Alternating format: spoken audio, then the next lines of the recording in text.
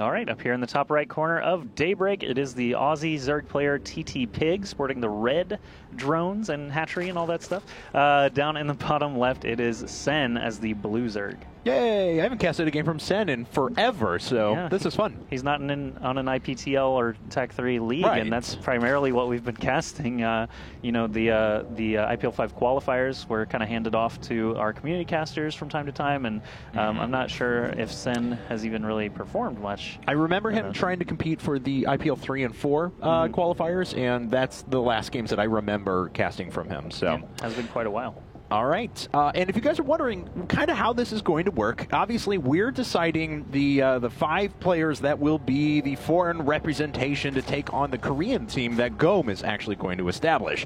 We already know that Naniwa and Stefano are invited. They have spots because of their GSL performance, so they're going to be on the team. We're deciding 3 more players. 2 from EU, 1 from the rest of the world. So these 16-man brackets will narrow down. We'll find our finalists here, and they'll be flown out to compete with the rest of the foreigners that are already invited to take on the Korean team, both in Pro League style and Winners League style. Yep, and I just want to remind everyone a little bit more about what we're watching now is that it is a best of 3 series, but it is also single elimination. So every single game here is super duper important.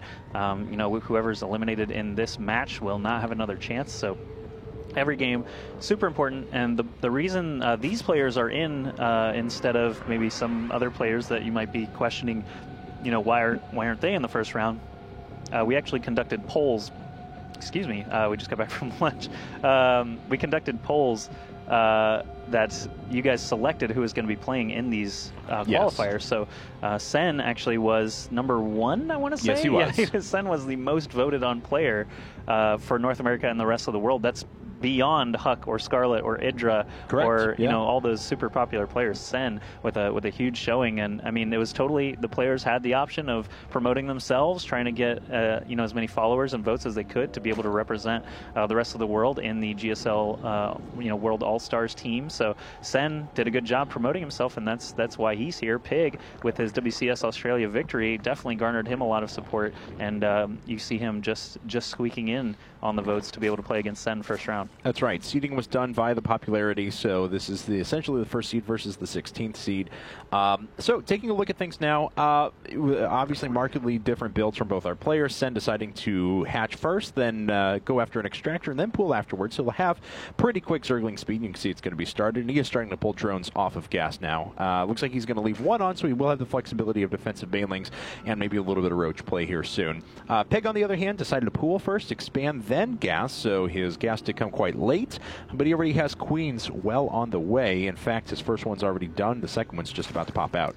Yeah, we have seen some very interesting ZVZ lately on our IPL casts. I know that Gosu user, actually, in recent memory, defeating 4 of Acer's Zerg players in a row, had a very, very powerful Zerg versus Zerg build where he just skipped banelings entirely and went for you know, fast infestor roach play, and basically just hit right timings to be able to stop his opponent's third base from coming up, and you know, just kind of strangled them for the mid game and worked toward Broodlords if it got to that point for the late game. Baneling Nest coming up for Pig, and Sen with his with his going for a hatch first, still hasn't put down a defensive Baneling Nest yet, which is a bit surprising. He does have 3 workers back on gas, so he will be able to produce quite a bit, but making this big round of 16 lings here could get caught out a bit by a couple of Banelings just on Pig's part.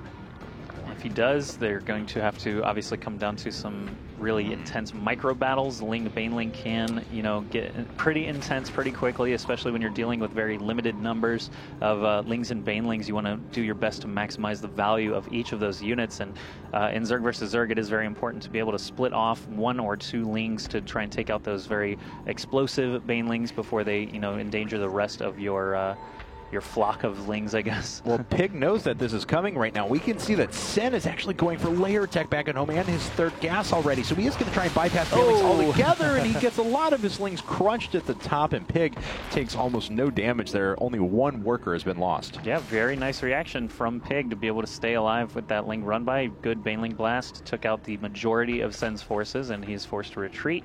We've got that layer nearly finished, though, and Sen is just now getting his Baneling Nest up to try and prepare for a counterattack, just in case it does come, but he'll also be ahead in tech overall to be able to go toward Infestors or Aspire, which we've been seeing a lot more in ZVZ. And there's Aspire. So Pig deciding to go for 4 gas himself. I'm sorry, 3 gas, but he is going back up in the layer now. We'll see that 4th added on as he moves further into this game. Not deciding to get aggressive at all with any Zerglings or Banelings. And because how late this Baneling Nest was, he actually had the potential to do damage. It was extremely risky on Sen's part to go for that such a late Baneling Nest there after he was trying to tech so aggressively. But it paid off for him. He's not under any threat, and now morphing in a couple defensive Banelings to make sure that Pig goes back home.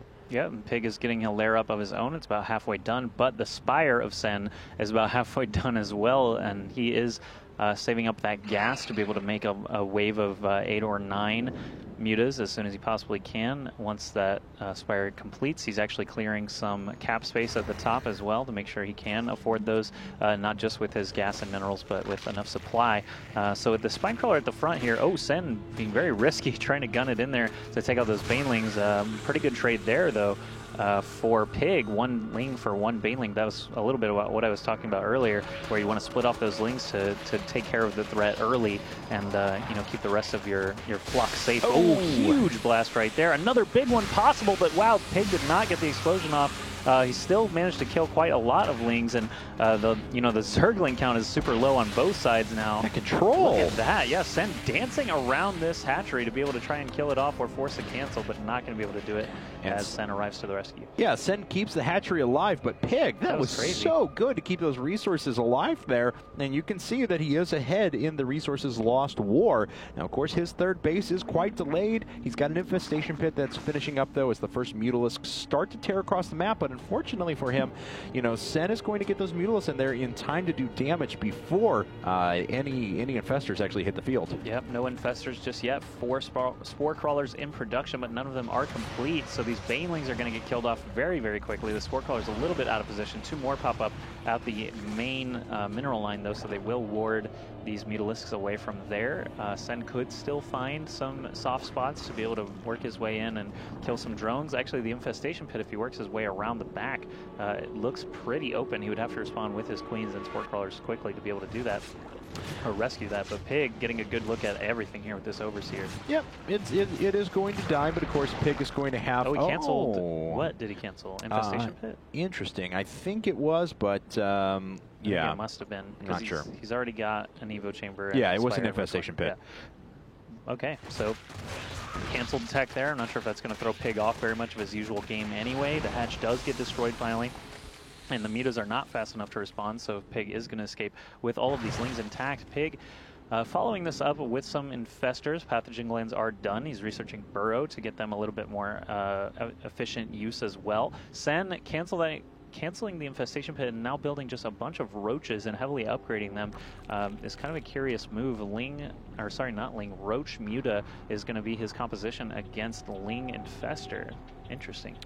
Okay, well, Sen darting forward now. There is a Spore Crawler and multiple Queens in position. No Infestors to be found, so unfortunately Pig won't be able to lock those Mutas in position quite yet, but that moment is still coming. Sen trying to restart his 3rd base now. It's going to be so long, though, before he's able to catch back up in overall in the overall base count. However, Pig's drone count is pretty low. He's just using that 3rd base largely for production, as he only has 46 drones on the map. That is pretty interesting. He tried to do a little bit of a run by those Overlords to try and stay, out of sight, but Roach is popping out just in time to be able to save that. The Queens can't fight against these Roaches, so now I see the strength of this composition, but the Infestors with Burrow available are going to get out of there safely and just make a ton of infested Marines to try and deal with those Mutalisks. Gonna snag a couple of kills there. More Fungals being dropped on the Mutas themselves. The Roach count for Pig seems pretty low, though, compared to what Sen has remaining. And there's an Overseer, so the Infestors are getting picked off one at a time, and Sen is just overrunning this position. So